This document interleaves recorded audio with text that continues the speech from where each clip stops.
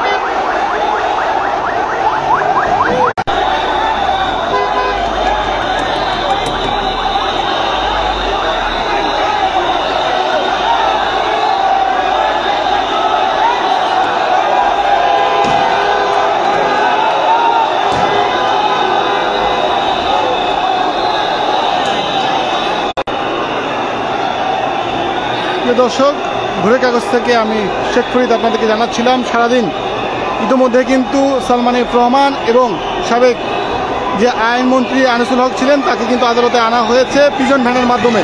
তাকে কিন্তু আসলে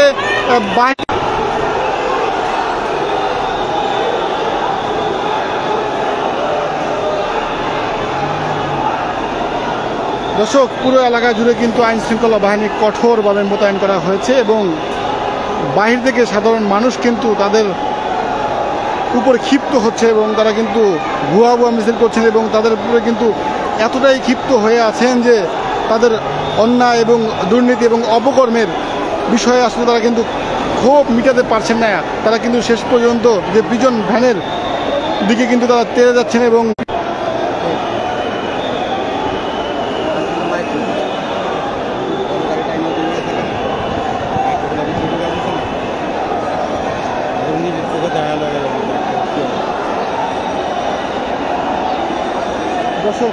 দর্শক পুরো এলাকায় কিন্তু একেবারে একটি উত্তেজনা বিরাজ করছে। আইন শৃঙ্খলা বাহিনী থেকে শুরু করে সাধারণ মানুষ কিন্তু এই এলাকায় ক্ষিপ্ত হয়ে আছে।